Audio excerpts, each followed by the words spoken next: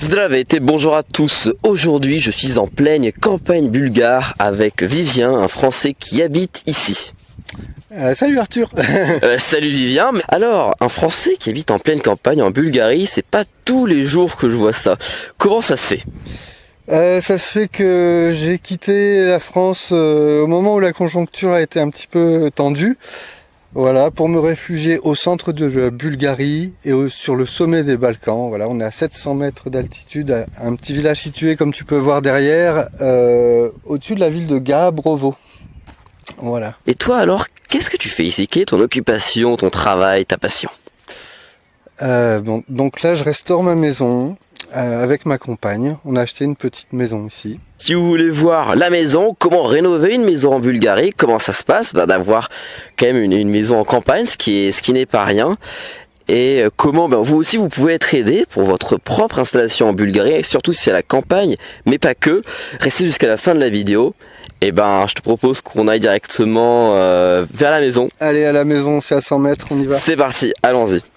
Et voilà, nous voici devant ta maison. Alors, fais-nous une petite présentation de la demeure à rénover. Voilà, donc on est arrivé. On a un terrain, si tu veux, de 6000 m², donc qui couvre, qui est encerclé par la petite route, le petit chemin qui mène là à la maison. Donc on a un beau bout de terrain qui est un verger avec des arbres fruitiers, beaucoup d'arbres fruitiers. De la pente que je voulais pour faire l'assainissement ici en phyto-épuration. Donc ici sera prévu un petit assainissement phyto, donc avec plusieurs bacs, des points d'eau.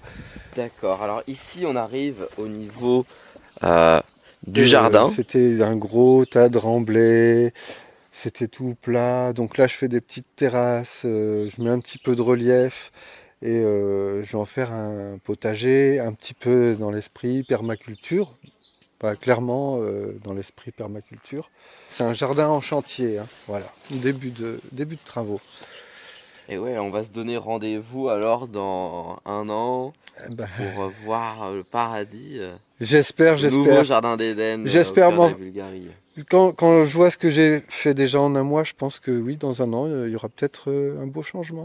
Ici, qu'est-ce qu'on a par exemple? Là, il y a la dépendance. Alors, la dépendance, c'est un bâtiment qui se compose de deux parties. Une partie ici qui est appelée à devenir mon atelier, parce que quand tout à l'heure tu me demandais quels sont tes rêves, un de mes rêves, c'est d'avoir un atelier où je peux m'amuser un petit peu.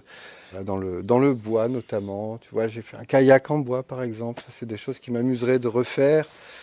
Là ici, ça serait appelé à devenir une salle de séminaire, voilà, faire un petit peu d'accueil, plutôt dans l'esprit séminaire. Alors là, voilà, avec des projets, là où tu filmes, j'ai l'intention de faire une mezzanine, avec un petit coin en bas, salon de thé, bottes de paille, où on peut s'asseoir, visionner, des projections, pour, voilà.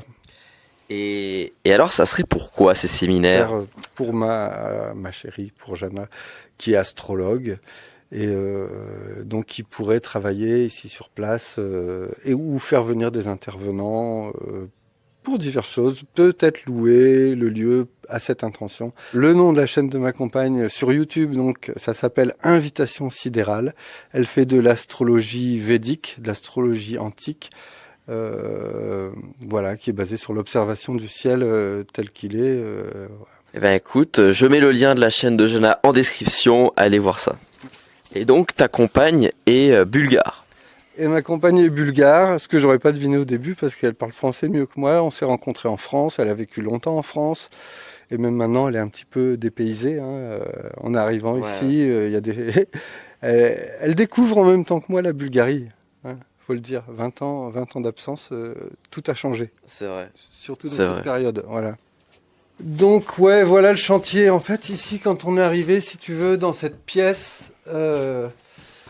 C'était des toutes petites pièces. On avait le plafond à 20 cm de la tête. C'était un faux plafond qui cachait les poutres. Moi, ce que j'ai fait là, j'ai fait tomber le faux plafond. Au-dessus du faux plafond, si tu veux, il y a encore un plancher. Et ce plancher, comme tu peux voir, là, il est recouvert d'une épaisseur de terre. Tu vois, il y a ici 3, des fois 4, des fois 2 centimètres de terre. Donc les premières choses que j'ai faites ici, c'est que j'ai fait tomber les enduits en chaux qu'il y avait. C'était la chaux sable, paille, mêlée. Au niveau des poutres, il y avait même du crin de cheval. Donc j'ai fait tomber tout ça. J'ai fait tomber certaines cloisons. Donc là, ici, il y avait un mur en briques que j'ai démonté. Donc comme tu peux voir là, les briques, elles sont bâties avec de l'argile crue. Et donc c'est des briques qui ont été faites ici, qui ont été faites sur place, parce que ça se faisait comme ça ici à la campagne, et que j'ai trouvé les preuves, c'est que dans la grange j'ai trouvé une brique qui était en terre, qui n'était pas cuite, encore crue, donc juste démoulée, et donc bâtie à la terre crue. Et moi en démontant ces briques, d'abord j'ai récupéré les briques, et j'ai aussi récupéré le joint des briques, la terre, le mortier qui va me resservir dans la maison. Moi, mon truc, c'est le réemploi, la récup, hein, et le bois. Et ici, donc, tu avais une cloison en briques avec un autre poteau du colombage, là, que j'ai enlevé. Et j'ai tout débâti pour ouvrir l'espace. J'ai fait tomber les vieilles portes marron qui étaient là, qui se faisaient, qui avaient 1, 2, 3 pièces. Là, il y a 3 pièces. Et voilà. Et voilà. Et donc, comme j'ai une formation de charpentier, j'ai fait 3 ans chez les Compagnons. Ça me permet de pouvoir faire sans trop d'inquiétude ce que je fais là. C'est-à-dire que je sais quels murs sont porteurs, qu'est-ce qu'ils portent. Là, notamment, ce ne sont pas les murs qui portent, c'est la charpente qui porte. Et je ne touche pas aux pièces maîtresses de la charpente. Voilà. Ça, c'est du plancher qui était rafistolé aussi. Il n'y a rien de niveau, tout est tordu. Enfin, il y avait même des rustines en médium qui étaient posées par terre avec des tapis. On a récupéré la maison dans son jus. Ce que je conseille, c'est si vraiment vous êtes amateur de campagne et que vous connaissez, que vous êtes sûr de votre coup, achetez pas une maison restaurée. Achetez plutôt une maison qui a une base saine, construction briques et pourquoi pas et bois. Là, bois et briques, c'est pas mal. Sauf que bah voilà, en enlevant le faux plafond, en enlevant la misère, on peut avoir des surprises. On peut trouver, comme moi, j'en ai eu. Et donc, bah, de par ma formation de charpentier, je vais pouvoir gérer ça sans trop de panique. Mais là, par exemple, on a un poteau. On va dire qu'il est central dans la maison, il est porteur. Ce poteau, il portait une poutre ici, qui elle-même était porteuse de ce qu'on appelle la ferme dans le bâtiment, dans la charpente. La ferme, donc, elle devait s'appuyer sur cette poutre. Et normalement, la pièce qu'on appelle l'entrée aurait dû être d'un seul bloc. Ici, il se trouve que elle n'est pas d'un seul bloc, et puis elle est tenue par une petite platine bricolée avec 4 clous d'un côté, 4 clous de l'autre. Donc cette pièce travaille, elle est plus portée, elle travaille, et tout ça c'est des trucs qu'il va falloir gérer. Donc moi ce poteau je vais le remplacer. Et voilà, donc c'est le genre de détails qu'on peut trouver ici qu'il faut gérer. Moi ça va m'amuser un petit peu, mais bon c'est vrai que c'est pas chouette quand on achète une maison, qu'on s'y connaît pas beaucoup. D'avoir ce genre de surprise, ça peut faire peur. Et des fois, à raison. Hein. Voilà. Alors toi, comment est-ce que tu peux aider les Français qui habitent en Bulgarie, qui ont besoin d'aide pour rénover ou pour réparer leur maison ou leur appartement? Bon, déjà, au cas par cas, je peux leur proposer mon expertise, faire un accompagnement du chantier, en participant, voilà, je peux me retrousser les manches aussi, sachant que je ne vais pas prendre le chantier tout seul.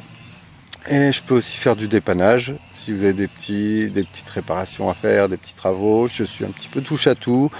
Donc voilà, c'est au cas par cas. Voilà.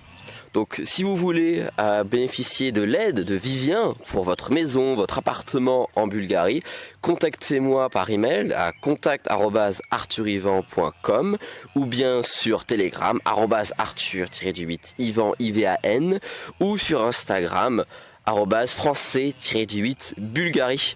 Merci beaucoup Vivien. Avec Ciao plaisir, ciao. à la prochaine. Salut. Salut.